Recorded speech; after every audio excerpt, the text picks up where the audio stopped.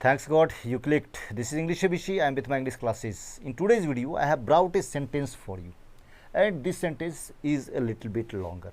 थोड़ा सा लंबा सेंटेंस है, और अगर आप इंटरमीडिएट के स्टूडेंट हैं या अपर इंटरमीडिएट के स्टूडेंट हैं, उस लेवल के स्टूडेंट हैं, तो आपके लिए ये सेंटेंस जो है वो बहुत ही कॉमन है. इनमें लगभग 50 वर्ड्स हैं, मतलब एग्जैक्टली 49 वर्ड्स हैं इस सेंटेंस में. And this sentence is taken from the famous essay Ideas That Have Helped Mankind by one of the world's best non-intellectuals, Bertrand Russell. Bertrand Russell का जो फेमस essay है Ideas That Have Helped Mankind, उसी का यह एक sentence है. और इस सेंटेंस का मीनिंग तो इस वीडियो में मैं बताऊंगा ही, आपको समझाने की कोशिश करूंगा ही.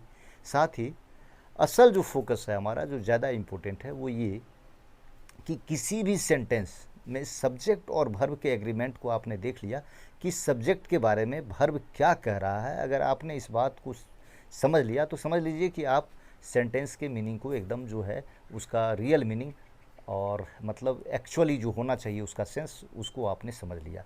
तो सब्जेक्ट और वर्ब के एग्रीमेंट को दिखाएंगे. साथ ही जो और ज़्यादा इम्पोर्टेंट है वो ये है कि जनरली जो छोटे छोटे सेंटेंसेज हमारे सामने आते हैं, जैसे this is an apple, that is a कॉ, इस तरह के सेंटेंस को जब हम देखते हैं, या the boys you were talking to are my friends, इस सब तरह के जो सेंटेंस आते हैं, तो उसमें सब्जेक्ट के लगभग जस्ट बाद वर्ब आता है. लेकिन जब लंबे सेंटेंसेज होते हैं तो उनमें सब्जेक्ट और वर्ब के बीच में काफ़ी गैप भी हो सकता है. और यही गैप, सब्जेक्ट और वर्ब के बीच में जो एग्जैक्ट गैप है, उसी चीज़ को मैं इस वीडियो में समझाना चाहता हूँ. मैं उस चीज़ को भी समझाना चाहता हूँ कि आप देखेंगे कि सब्जेक्ट और वर्ब का जो गैप है, तो उन दोनों के बीच में, जैसा कि छोटे सेंटेंस में आते हैं सब्जेक्ट के तुरंत बाद वर्ब, वैसा नहीं होता. बड़े बड़े सेंटेंसेज में सब्जेक्ट से काफ़ी बाद भी वर्ब आते हैं. और जब तक आप सब्जेक्ट के लिए वर्ब को आइडेंटिफाई नहीं करते हैं, तब तक वो वर्ब क्या कह रहा है सब्जेक्ट के बारे में आप नहीं समझ सकते. तो सबसे पहले हम इस सेंटेंस पर नज़र डालते हैं. और चल, सबसे पहले एक बार सेंटेंस को पढ़ लेते हैं. At this period the biological advantage of his greater intelligence which was cumulative because it could be handed on from generation to generation, had scarcely begun to overweigh the disadvantages of his long infancy, his lessened agility as compared with monkeys, and his lack of pursuit protection against cold. और थोड़ा सा background को आप जान लें. इससे पहले भी लेख में ढेर सारी बातें लिखी हुई हैं, और यहाँ आते आते बर्ट्रैंड रसल क्या कह रहे हैं कि आदमी, ये हिज जो है ना, आदमी की बात कर रहे हैं, होमोसेपियंस की बात कर रहे हैं, और बीते समय की बात कर रहे हैं. अभी से काफ़ी पहले समय की बात है, उस समय की बात कर रहे हैं. तो यहाँ जहाँ भी आप हिज समझ लें, देख लें, तो वहाँ आप समझ लें कि यह आदमी के लिए आया है. अब है कि जिस पीरियड की बात हो रही है वहाँ वो कह रहे हैं कि इस समय, और इस समय क्या था, जो बायोलॉजिकल एडवांटेज था, किसका, किस बात का एडवांटेज, तो ग्रेटर इंटेलिजेंस, आदमी का जो ग्रेटर इंटेलिजेंस था. और सब जानवरों के कंपैरिजन में आदमी के पास इंटेलिजेंसी जो है उसे और सब जानवरों से बिल्कुल अलग करता है.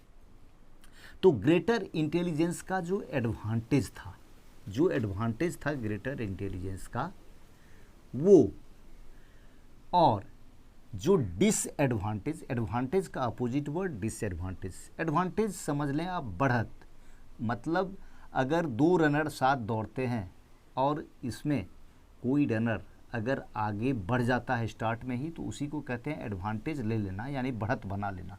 तो आदमी के पास बढ़त थी, किस बात की बढ़त, तो इंटेलिजेंस की. और साथ ही उसके डिसएडवांटेजेस थे. जब कुछ फ़ायदे की स्थिति थी तो आदमी के लिए कुछ नुकसान की भी स्थिति थी. और नुकसान की जो स्थिति थी तो उसके बारे में ये सब इन्फॉर्मेशन आ रहा है. और जो वर्ब है ना, इन दोनों के बीच में जो वर्ब है वो है हैड स्कार्सली बिगन.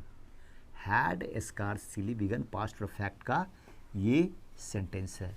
एक्चुअली ये सेंटेंस होना, अगर आप चाहें सेंटेंस के आप कोर इशू को खोजें, अगर मेन पॉइंट को खोजें, तो the advantage had scarcely began to overweigh the disadvantages.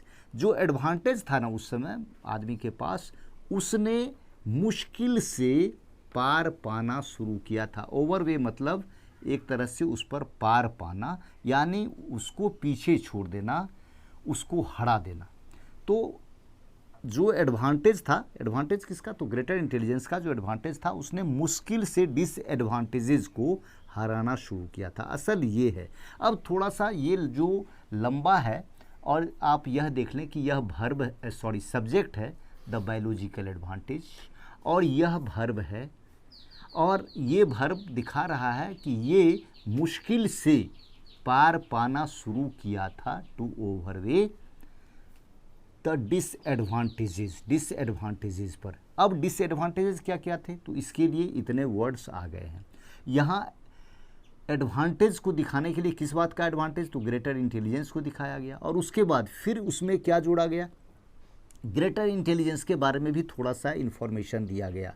Which was cumulative, जो कि इकट्ठा होने वाला था, यानी संचयित होने वाला था, यानी जमा होने वाला था। Because it could be handed on, फिर इसका कारण बता रहा है कि ग्रेटर इंटेलिजेंस जो था, वो जो संचयित होने वाला था, वो क्यों था, क्योंकि it could be handed on from generation to generation, क्योंकि इसको आदमी एक जनरेशन से दूसरे जनरेशन तक हैंड ओवर कर सकता था, यानी पीढ़ी दर पीढ़ी इसको अपनी आने वाली पीढ़ी को वो दे सकता था। और सब जानवरों के साथ ये एडवांटेज नहीं है, न ही ग्रेटर इंटेलिजेंस का है, न ही ग्रेटर इंटेलिजेंस जो कि कम्युलेटिव है, संचयित होने वाला है, क्योंकि इसको एक पीढ़ी से दूसरी पीढ़ी तक दिया जा सकता है। और सब किसी जानवर के साथ ऐसी बात नहीं है। उसके पास अगर कोई एक्सपीरियंस भी ऐसा रहता है, अच्छा बुरा, वो अपने मतलब जो उसके साथ उस समय प्रेजेंट रहता है वही सिर्फ समझ पाता है, दूसरे को वो शेयर नहीं कर सकता। क्यों, क्योंकि उसके पास लैंग्वेज नहीं है। हल्का फल्का कुछ अपने संकेत या अपनी आवाज़ से वो थोड़ा सा कन्विंस करने की कोशिश वो उस समय करता है जिस समय घटना घटती रहती है। अदरवाइज़ वो अपने जनरेशन को मतलब ये नहीं हैंड ओवर कर सकता, ना ही किसी को बता सकता है। लेकिन आदमी क्या है कि उसका जो ग्रेटर इंटेलिजेंस है, और किसी भी जानवर के पास जो नहीं है, जो कि संचयित होने वाली चीज़ है, क्योंकि उसको एक जनरेशन से दूसरी जनरेशन तक दिया जा सकता है। तो इकट्ठा होते होते शुरू में जो आदमी ने आग का आविष्कार किया, एक तरह से आग का उपयोग करना शुरू किया, और थोड़ा थोड़ा विकास के क्रम में आगे बढ़ते बढ़ते आज चांद पर पहुंचा, चांद से भी आगे जाने की बात सोचता है। तो ये हमारा इंटेलिजेंस क्या होता चला गया, एक्युमुलेट होता चला गया, इकट्ठा होता चला गया, क्योंकि हम एक पीढ़ी से दूसरी पीढ़ी तक दे सकते थे।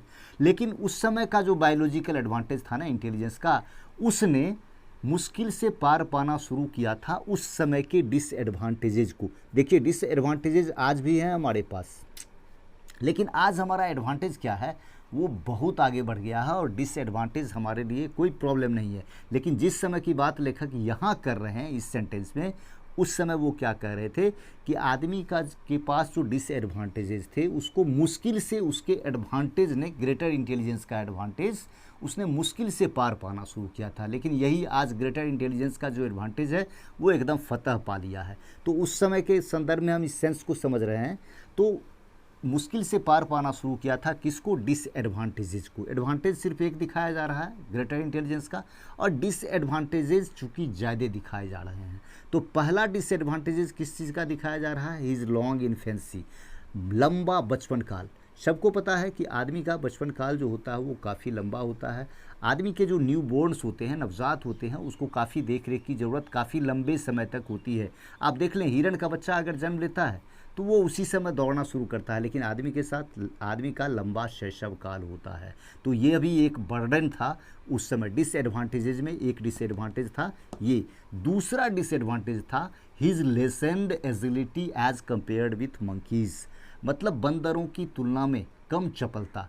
बंदर जैसे जानवरों के लिए अगर खतरा आता होगा, पेड़ पर चढ़ जाता होगा। आप बंदर को छोड़ दें, किसी दूसरे जानवर को भी ले लें, अगर आप ले लें मतलब सियार या लोमड़ी जैसी चीज़ों को, तो वो फिर ज़मीन के अंदर भी अपने रहने के लिए घर बना लेता था, तो वो भी सेफ था। लेकिन आदमी कम चपल था, और आदमी के पास उतने ऑप्शंस नहीं थे। यानी ये दूसरा एडवांटेज है कि उसमें कम चपलता थी।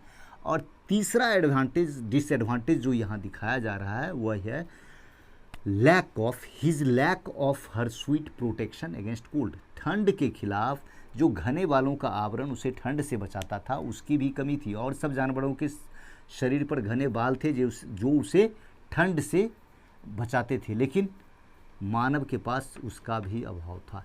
और उस समय क्या था कि उसके जो ये इंटेलिजेंस के एडवांटेज थे वो उस स्थिति में नहीं पहुंचा था, हमारी इंटेलिजेंसी वहाँ नहीं पहुंची थी जहां हम उसके एडवांटेज से अपने डिसएडवांटेजेज को हरा सकते थे।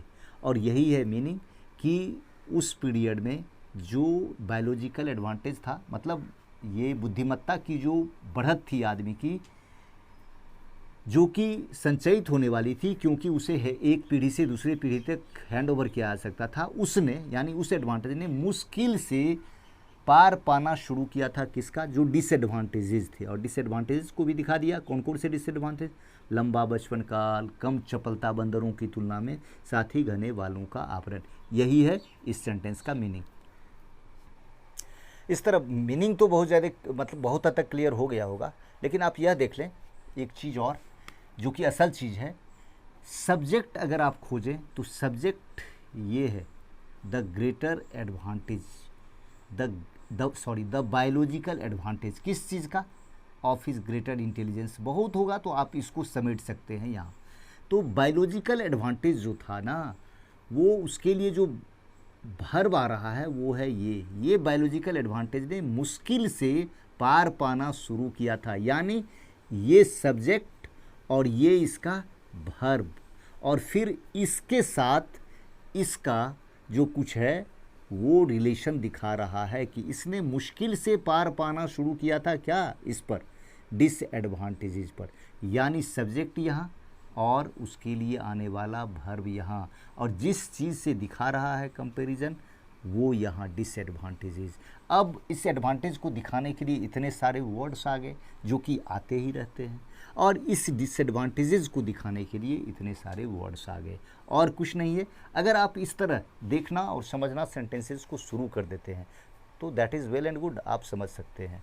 आई don't know exactly where you are, but I do know that you should be here. This is the point, you should be here. इसी पॉइंट पर आपको होना चाहिए, आपका लेवल ये होना चाहिए। चलिए, बेस्ट ऑफ लक। आज से एफोर्ट कीजिए, सस्टेनिंग एफोर्ट कीजिए, अपने वोकेबुलरी को स्ट्रॉन्ग कीजिए, स्ट्रक्चर को देखिए, अच्छे ग्रामर को पढ़िए। किसी एक वीडियो के भरोसे आप नहीं रह सकते, किसी यूट्यूब के भरोसे आप नहीं रह सकते। आप अच्छे ग्रामर को देखिए, आज से पढ़ना शुरू कीजिए और आप फिर यहाँ पहुँचेंगे, अपने लेवल को यहाँ ले जा सकते हैं। जो आदमी ने किया है आप भी कर सकते हैं। What man has done man can do. एक बार फिर से बेस्ट ऑफ लक। अगर ये वीडियो अच्छा लगे और अगर यह यूट्यूब चैनल इसका भी लगे कि यह आपके लिए किसी भी तरह फ़ायदेमंद है तो चलिए इसको सब्सक्राइब कीजिए, इस वीडियो को लाइक कीजिए, शेयर कीजिए अपने फ्रेंड्स के साथ। अगले वीडियो के साथ फिर मिलते हैं। बाय।